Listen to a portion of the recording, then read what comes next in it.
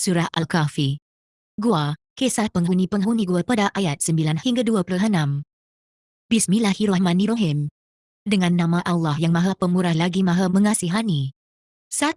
Segala puji bagi Allah yang telah menurunkan kepada hambanya Alkitab dan dia tidak menjadikan padanya kebengkokan. 2. Sebagai jalan yang lurus untuk memperingatkan akan siksaan yang sangat keras dari sisinya dan memberi berita gembira kepada orang-orang yang beriman, yang mengadakan amal soleh, bahawa mereka akan mendapat pembalasan yang baik. 3. Mereka kekal di dalamnya untuk selama-lamanya. 4. Dan untuk memperingatkan kepada orang-orang yang berkata, Allah mengambil seorang anak. 5.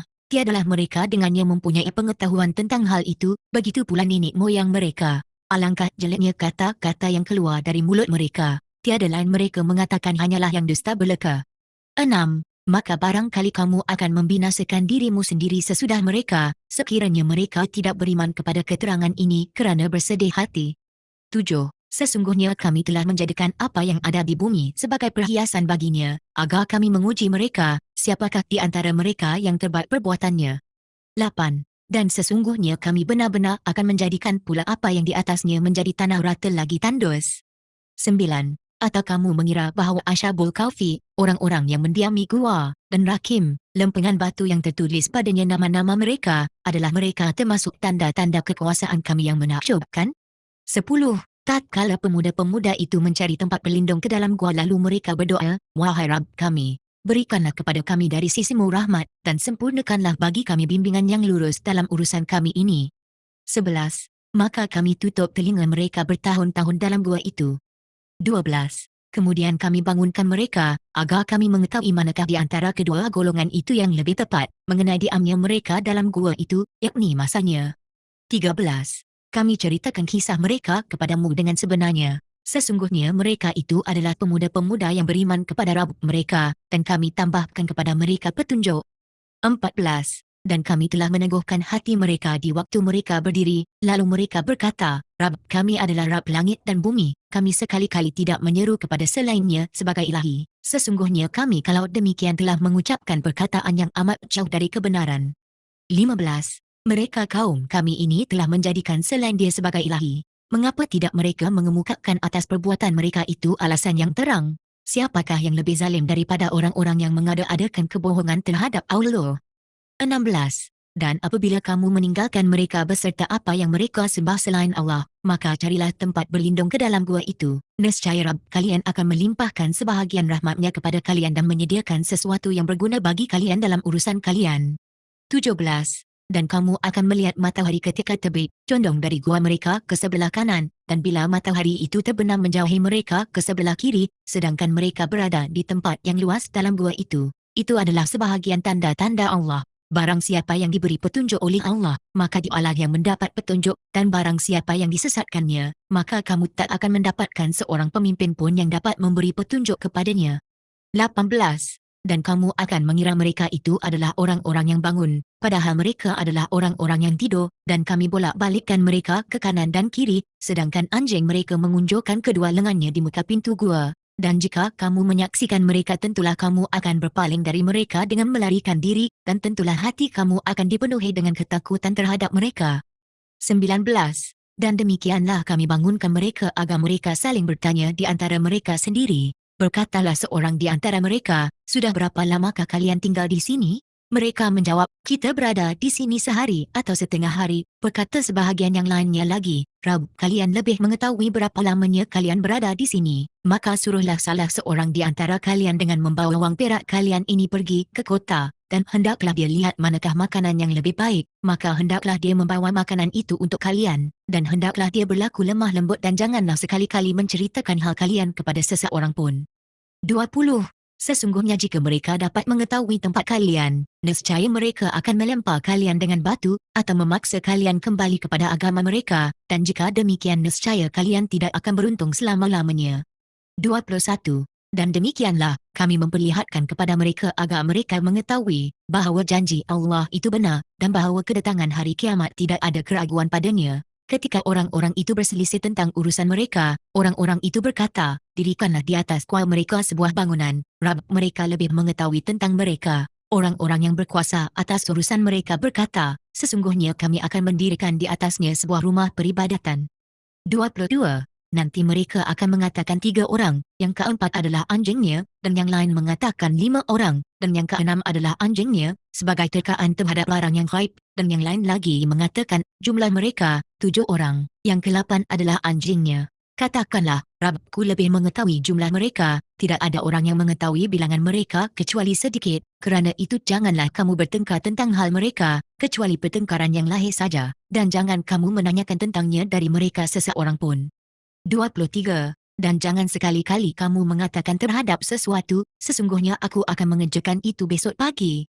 24. Kecuali dengan menyebut insya-Allah, dan ingatlah kepada Rabbmu, jika kamu lupa, dan katakanlah, mudah-mudahan Rabbku akan memberiku petunjuk kepada yang lebih dekat daripada ini kebenarannya. 25. Dan mereka tinggal dalam gua mereka 300 tahun, dan ditambah 9 tahun. 26. Katakanlah, Allah lebih mengetahui berapa lamanya mereka tinggal di gua. Kepunyaannya lah semua yang tersembunyi di langit dan di bumi. Alangkah terang penglihatannya, dan alangkah tajam pendengarannya, tak ada bagi mereka seorang pelindung pun selain daripadanya, dan dia tidak mengambil seorang pun menjadi sekutunya dalam menetapkan keputusan. 27. Dan bacakanlah apa yang diwahyukan kepadamu, iaitu kitab Rabbmu. Tidak ada seorang pun yang dapat mengubah kalimat-kalimatnya, dan engkau tidak akan mendapatkan pelindungan selain pelindungannya. 28. Dan bersabarlah kamu bersama-sama dengan orang-orang yang menyeruraknya di pagi dan senja hari dengan mengharap keredaannya, dan janganlah berpaling kedua matamu dari mereka kerana mengharapkan perhiasan kehidupan dunia ini, dan janganlah kamu mengikuti orang yang hatinya telah kami lalaikan dari mengingat kami, serta memperturuti hawa nafsunya, dan adalah keadaannya itu melewati batas.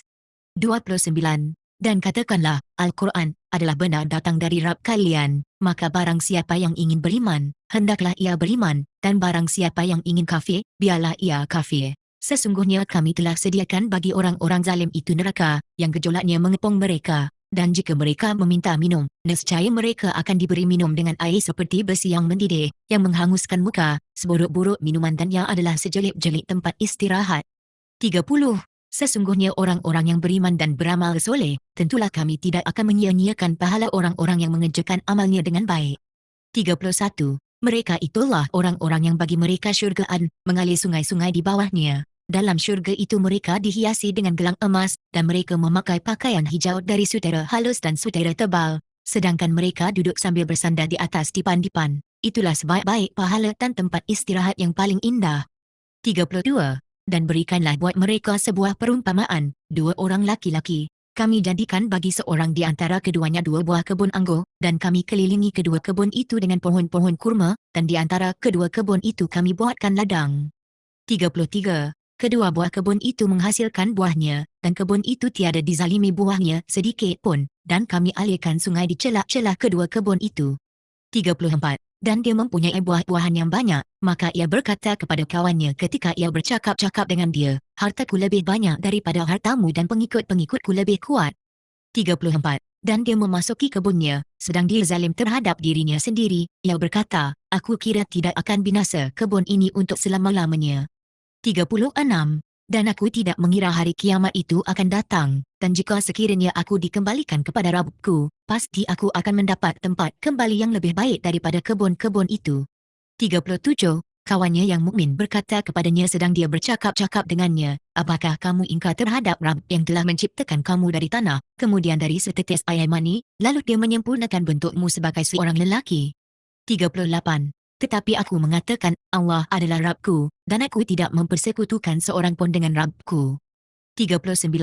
Mengapa tidak kamu katakan, sewaktu kamu memasuki kebunmu, ini adalah apa yang telah dikehendaki oleh Allah, tidak ada kekuatan kecuali Allah, jika kamu anggap aku ini lebih sedikit daripada kamu dalam hal harta dan anak. 40. Maka mudah-mudahan Rabbku akan memberi kepadaku kebun yang lebih baik daripada kebunmu ini, dan mudah-mudahan dia mengirimkan atasnya ketentuan dari langit, hingga menjadi tanah yang licin. 41. Atau airnya menjadi surut, maka sekali-kali kamu tidak dapat menemukannya lagi. 42. Dan buah-buahannya diliputi kebinasaan, lalu ia membolak-balikkan kedua tangannya terhadap biaya yang telah dibelanjakannya untuk itu, sedangkan pohon anggur itu roboh berikut para-paranya, dan dia berkata, aduhai kiranya dulu aku tidak mempersekutukan seorang pun dengan Rabbku.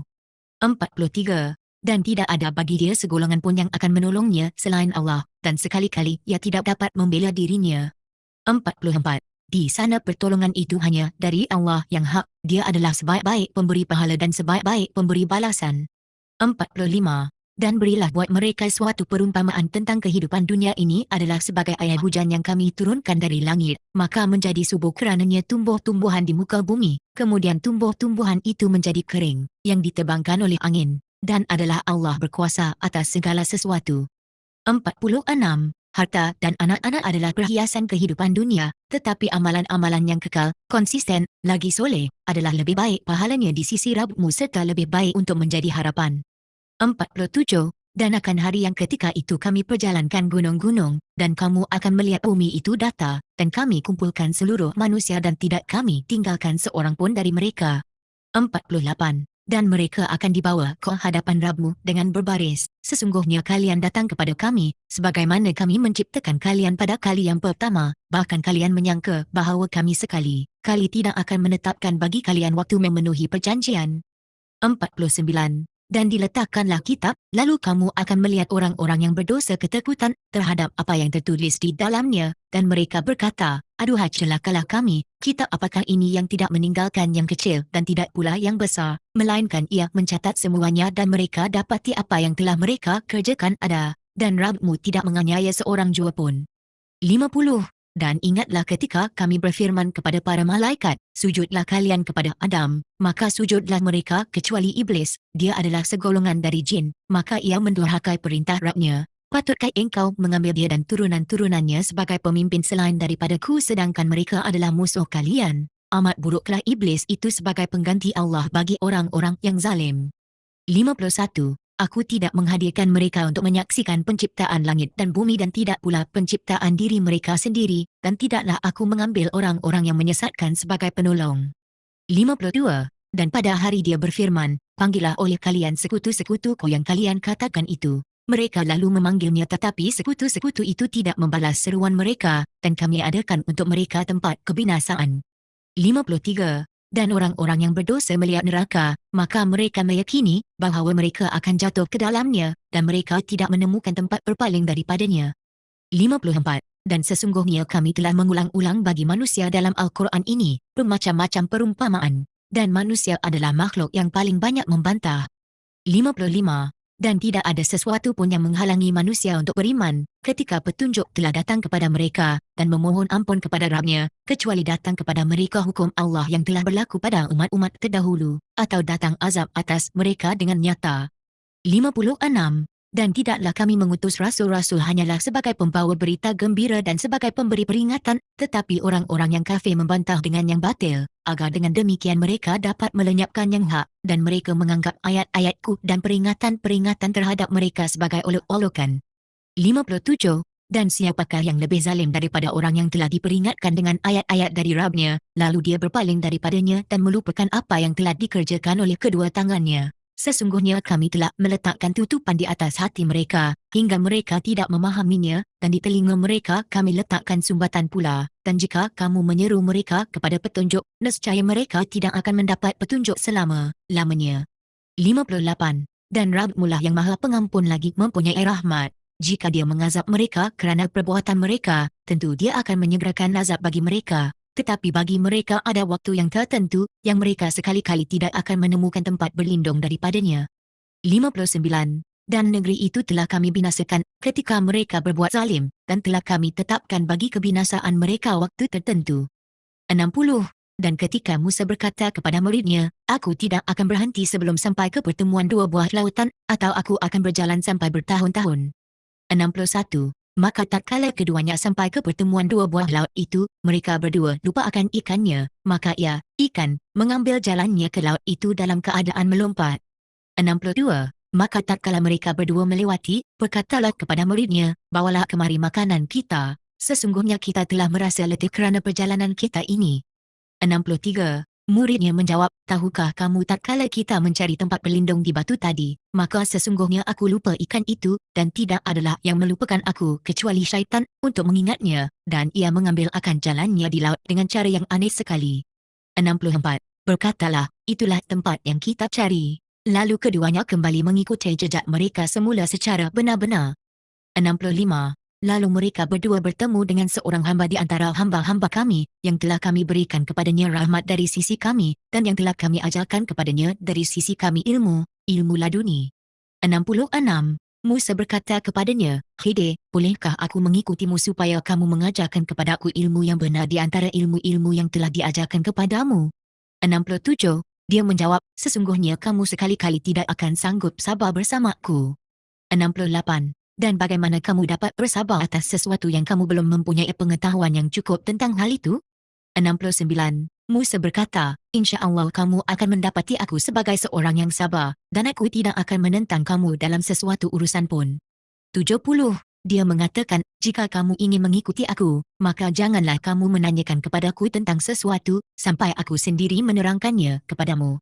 71. Maka berjalanlah keduanya hingga tatkala keduanya menaiki perahu lalu, Khidir melubanginya. Musa berkata, mengapa kamu melubangi perahu itu yang akibatnya kamu menenggelamkan penumpangnya? Sesungguhnya kamu telah berbuat sesuatu kemungkaran.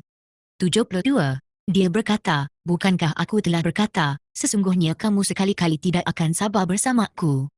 73. Musa berkata, janganlah kamu menghukum aku kerana kelupaanku, dan janganlah kamu membebani aku dengan sesuatu kesulitan dalam urusanku.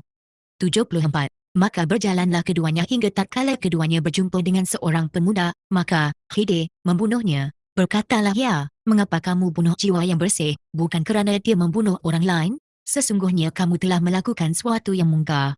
75. Khidir berkata, bukankah sudah kukatakan kepadamu, bahawa sesungguhnya kamu tidak akan dapat sabar bersamaku? 76.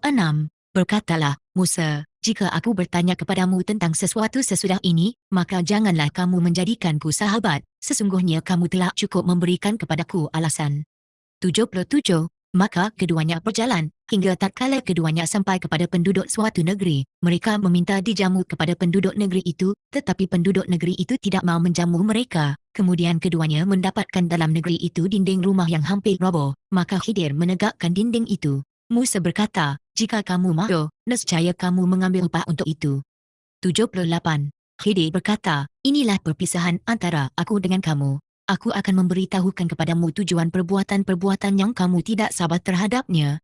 79.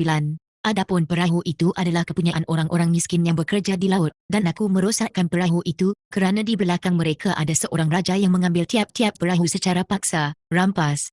80. Adapun anak muda itu, kedua orang tuanya adalah orang-orang mukmin, dan kami khawatir bahawa dia akan mendorong kedua orang tuanya itu kepada kesesatan dan kekafiran.